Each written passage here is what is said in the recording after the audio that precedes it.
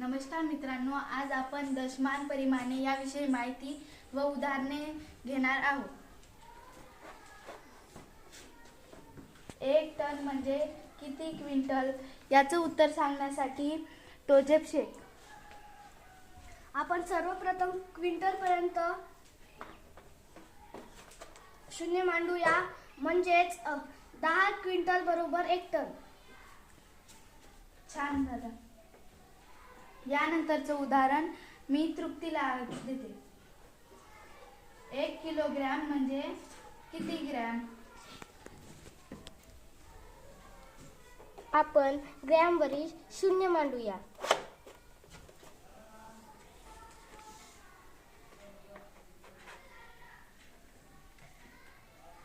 एक किलोग्रॅम म्हणजे 1000 ग्रॅम.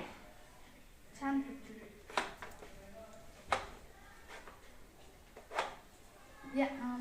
यानंतरचं उदाहरण मी दीप्तीला देते. 1 किलोग्रॅम म्हणजे किती हेक्टोग्रॅम?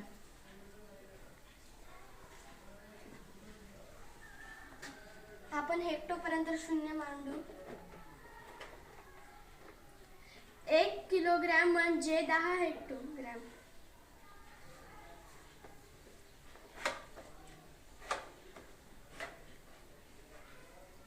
यानंतरचं उदाहरण आपण स्नेकाला देऊया.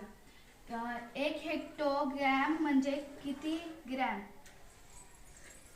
तर आपण ग्रॅमपर्यंत शून्य मांडत जायचे.